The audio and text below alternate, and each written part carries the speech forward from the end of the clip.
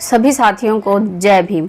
हक की आवाज़ मिशन आत्मसम्मान का कीर्ति विद्रोही बोल रही हूँ। साथियों, 12 और 13 फरवरी 1938 में मुंबई इलाका अस्पृश्य युवक परिषद हुई, जहां पर बाबा साहब डॉक्टर भीमराव अंबेडकर जी ने युवाओं को उद्देश्य कर जो महत्वपूर्ण बातें उस समय बताई, आज हम इस लेख के माध्यम से उनको जानेंगे।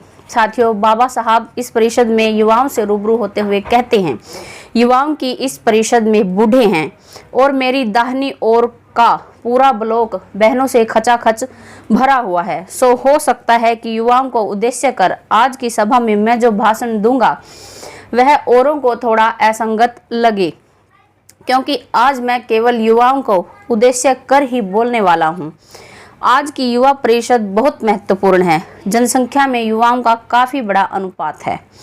बूढ़े लोगों की संख्या कम है और उनमें से भी कई लोगों की लकड़ियां ओंकार धाम पहुंच चुकी हैं। बचपन से वे जिन हालातों में बड़े हुए हैं, उनसे छुटकारा पाने के लिए उनमें से अधिकतर लोग आज तैयार नहीं हैं। जिन हालात में वे बड़े हुए, उनसे चिपके रहने की ओर उनका झुकाव दिखाई देता है। उनसे किसी और काम की उम्मीद हम नहीं रखेंगे। वे हमारे आंदोलन के आड़े नहीं आए, इतना भी हमारे लिए उनका बहुत बड़ा योगदान साबित होगा। आगे बाबा साहब कहते हैं, इंसान को अपने जीवन में खाने पीने और जीने को ही जीवन का अंतिम उद्देश्य नहीं समझना चाहिए। जिंदा रहने के लिए खाना पीना चाहिए और जीना सम्मानपूर्ण और समाज को जिस पर गर्व हो, इस प्रकार का समाज सेवा का होना चाहिए। भरपेट खाना और इस धरती पर भार होकर जीना, इस प्रकार का जीवन रहे या ना रहे, एक ही बात है। समाज इसी संदर्भ में बाबा साहब मशहूर नाटककार स्वर्गीय गडकरी जी के एक कोटेशन का जिक्र यहाँ करते हैं, समाज में जब तक हमारी इज्जत है तभी तक जीने में गर्व है, वरना समाज के लिए अप्रिय बनकर, बूढ़े बनकर, बिस्तर पर ही लेटे लेटे, बहू बेटों के तिरस्कार के पात्र बनकर, घिस घिस कर जीवन जीने से बेहतर है हट्टे कट्टे रहते हुए ही मौत आ जाए।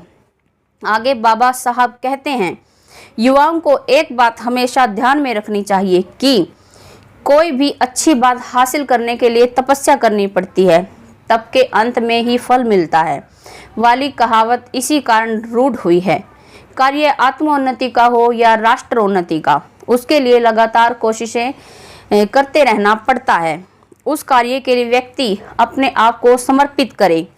मैंने कई युवा देखे हैं जो 15 मिनट एक जगह नहीं बैठ पाते। पल पल उन्हें बीड़ी सुलगानी पड़ती है, उन्हें चाय पीनी पड़ती है, उसके बगैर वे काम नहीं कर सकते। यह सही नहीं है।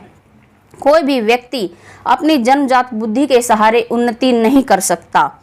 बुद्धि को विकसित करना हरेक के बस की बात है। 24 में से 20 घंटों तक लगातार टेबल कुर्सी पर बैठकर काम करना आना चाहिए। जिन्हें अपनी बुद्धि को बढ़ाना है, उन्हें परिश्रम लेना चाहिए। संकट में या दरिद्रता में फंसने पर इंसान निराश होता है। उसके मन में यह भाव होता है कि मुझे सफलता नहीं मिलेगी। इस भावना से ग्रस्त व्यक्ति जीवन जीने में असफल हो जाता है। हर एक युवा को कभी आशा नहीं त्यागनी चाहिए।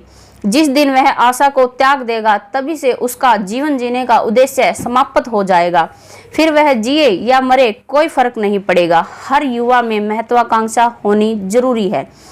महत्वाकांक्षा के बगैर इंसान ना तो हाथ पैर चलाएगा और ना ही कोई कोशिश करेगा।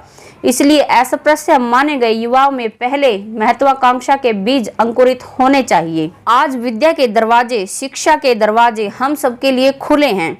विश्वविद्यालय में पढ़ते समय मेरे पिताजी, परिवार के अन्य लोग एक बकरी, एक चूल्हा, चूल्हे के ईंधन की लकड़ियां, हफ्ते की मंडी से खरीदी जरूरत की चीजें आदि सभी सामान के साथ 8 बाय 8 के कमरे में रहकर कॉलेज की पढ़ाई करनी पड़ती थी।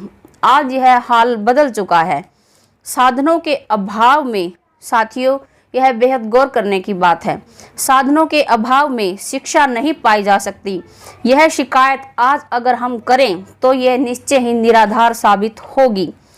पढ़े लिखे लोगों से मुझे जैसा डर लगता है वैसा ही आपको भी लगना चाहिए, क्योंकि शिक्षा तलवार है, शिक्षा शस्त्र है।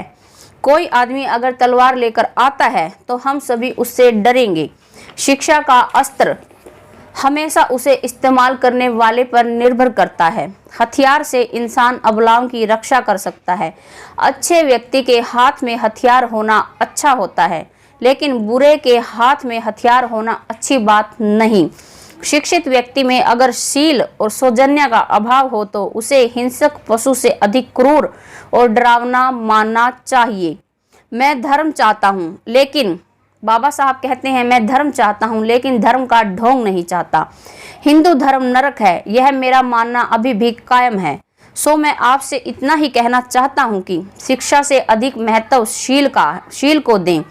साथ ही अपनी शिक्षा का प्रयोग केवल अपनी दीन दुर्बल जनता के उद्धार के लिए ना करते हुए केवल अपनी नौकरी भली, अपना परिवार भला की भावना के साथ बरतेंगे तो समाज को उनकी शिक्षा से लाभ ही क्या। युवकों पर आज जो जिम्मेदारी है उसे पहचान कर इस काम में लग जाना चाहिए।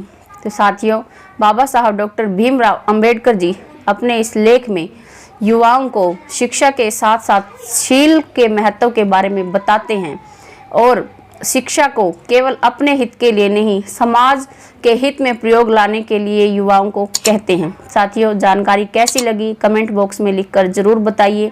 देखते रहिए हक की आवाज़, मिशन आत्मसम्मान का। जय।